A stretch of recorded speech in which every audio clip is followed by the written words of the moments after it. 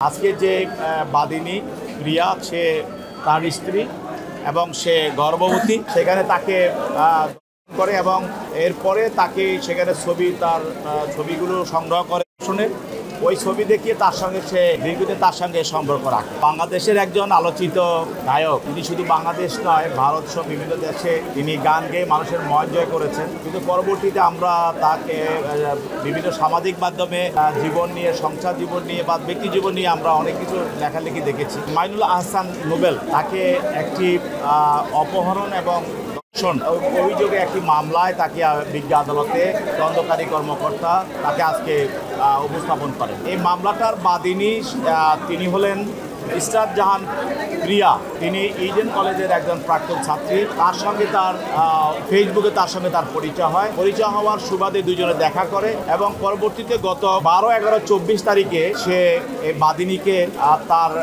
তার সঙ্গে দেখা করতে বলে। দেখা করার পরে সে তার স্টুডিওতে নেওয়ার কথা বলে তাকে সে এক বাসায় নিয়ে যায়। সেখানে তাকে করে এবং এরপরে তাকে সেখানে তার ছবিগুলো সংগ্রহ করে শুনে ওই ছবি দেখিয়ে তার সঙ্গে সে দীর্ঘদিন তার সঙ্গে সম্পর্ক রাখে এবং এই রাখার পরিপ্রেক্ষিতে গত 19/5-25 তারিখে সে তাকে তার ভাড়া বাসায় নিয়ে যায়।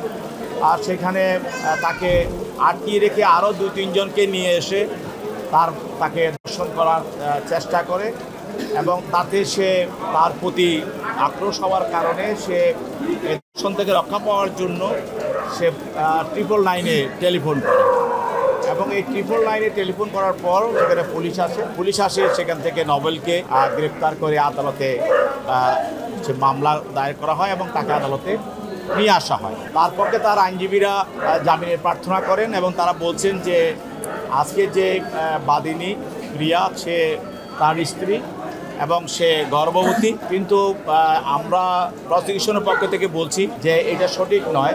তার কারণ নোবেলকে যখন ধরা হয়, তাকে গ্রেপ্তার করা হয়, তখনই সে তদন্তকারী কর্মকর্তার কাছে এই ধরনের বক্তব্য সে রাখেনি এবং এই ধরনের কোনো কাগজপত্র সে সেখানে প্রডিউস করতে পারে নাই। তবু আজকেও যারা আইনজীবী যারা আজকে জামিন চাচ্ছেন এবং যারা বলছেন যে সে তার স্ত্রী এবং সেই গর্ভবতী, তারা এই ধরনের কোনো কাগজপত্র আদালতে উপস্থাপন করতে পারেন নাই। তাহলে আদালতকে একটা মিথ্যা তথ্য দিয়ে আদালত থেকে জামিনের সুবিধা পাওয়ার জন্যই তারা এই গল্পটা সৃজন করেছেন। তো আদালত তাদেরকে নিজ উদ্যোগেও নিজে বলেছেন যে এই ধরনের কাগজপত্র থাকলে আপনারা দেখান, কিন্তু তারা এই ধরনের কোনো কাগজপত্র, বিবাহের নিকাহনামা অথবা সেই যে প্রেগনেন্ট, এই ধরনের কোনো কাগজপত্র আদালতে উপস্থাপন করতে ব্যর্থ হয়েছে।